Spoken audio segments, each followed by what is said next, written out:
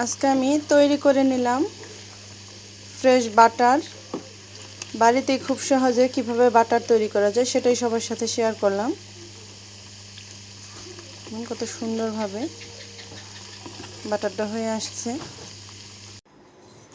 আসসালামু আলাইকুম বন্ধুরা, সবাই কেমন আছো? আজকে আমি তৈরি করব বাটার। তাই এখানে আমি 1 কেজি গরুর চবড়ি নিয়ে নিয়েছি।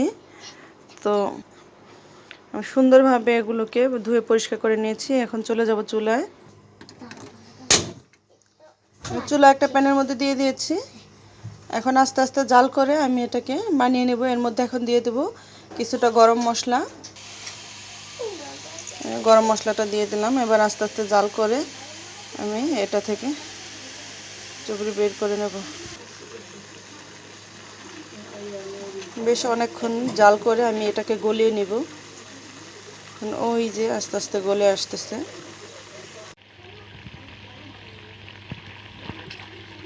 দেখুন কত সুন্দরভাবে গলে আসতেছে।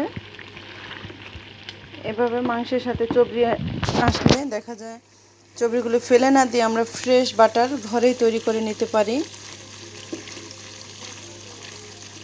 জাস্ট একটু বুদ্ধি খাটিয়ে একেবারে ফ্রেশ ভেজাল মুক্ত বাটার তৈরি করে নেব। দেখুন কত সুন্দরভাবে গলে গলে বেরিয়ে আসতেছে। একেবারে ফ্রেশ, এটার মধ্যে কোনো ভেজাল নেই।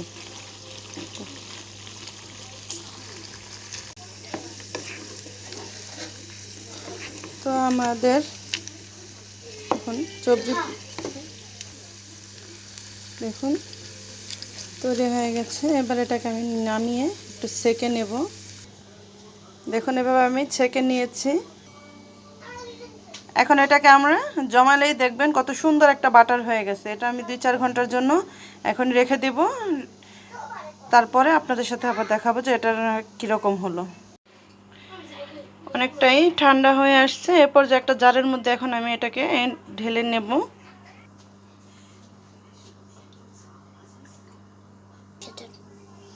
এই যে আমি জারের মধ্যে নিয়ে নিয়েছি। এবার এটার মধ্যে সেট হবে, তারপর আপনাদের সাথে আমি শেয়ার করব। দেখুন কত সুন্দর বাটার হয়েছে, কত সুন্দর হয়ে জমে গেছে।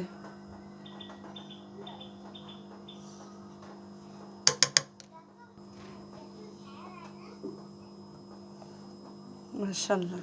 আমরা এভাবেই আসলে মাংসের মধ্যকার তেলগুলো ফেলে না দিয়ে সুন্দরভাবে এভাবে আমরা বাটার তৈরি করে নিতে পারি। তো সবাই ভালো থাকবেন, সুস্থ থাকবেন। আর আমার ভিডিওটা যদি ভালো লেগে থাকে অবশ্যই শেয়ার করে দেবেন, লাইক করবেন, কমেন্ট করবেন। আল্লাহ হাফেজ।